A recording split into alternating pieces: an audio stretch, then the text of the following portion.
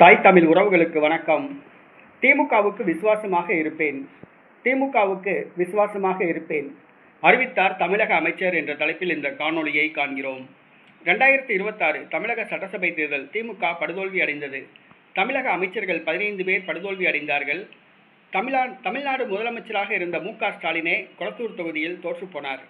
முதலமைச்சர் மு.க. ஸ்டாலின் கொளத்தூர் தொகுதியில் தோற்றுப்போனது திமுக தொண்டர்களால் ஜீரணிக்க முடியவில்லை. திமுக கூட்டணியில் போட்டியிட்டு வெற்றி பெற்ற கட்சிதான் விடுதலை சிறுத்தை கட்சி. திண்டிவனம் தொகுதியில் போட்டியிட்டு குறைவான வாக்குகள் வித்தியாசத்தில் வெற்றி பெற்ற வன்னியரசு தமிழக வெற்றிக்கழக கூட்டணிக்கு விடுதலை சிறுத்தை கட்சி தாவிய பின்பு தமிழக வெற்றிக்கழக அமைச்சரவையில் ஆதிதிராவிடர் நலத்துறை அமைச்சராக பதவியேற்றார். ஆதிதிராவிடர் நலத்துறை அமைச்சராக பதவியேற்ற வன்னியரசு தனது தொகுதிக்கு நன்றி தெரிவிக்க செல்லும் பொழுது தான் திமுகவுக்கு விசுவாசமாக இருப்பேன், திமுக தொண்டர்களுக்கு விசுவாசமாக இருப்பேன் என்று கூறியுள்ளார். அவர் தமிழக வெற்றிக்கழக அமைச்சரவையில் அமைச்சராக உள்ளார்.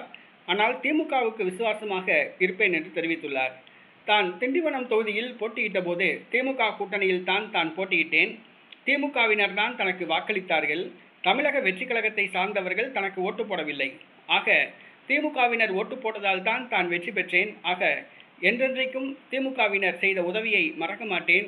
அவர்களுக்கு எப்பொழுதும் நன்றியை தெரிவித்துக் கொள்வேன். திமுகவுக்கும் திமுக தொண்டர்களுக்கும் விசுவாசமாக இருப்பேன் என்று தெரிவித்துள்ளார். தமிழக வெற்றிக்கழக அமைச்சரவையில் இடம்பெற்றுள்ள தமிழக அமைச்சர் வன்னியரசு திமுகவுக்கு விசுவாசமாக இருப்பேன் என்று கூறியது தமிழக வெற்றிக்கழக கூட்டணியில் சலசலப்பை ஏற்படுத்தியுள்ளது.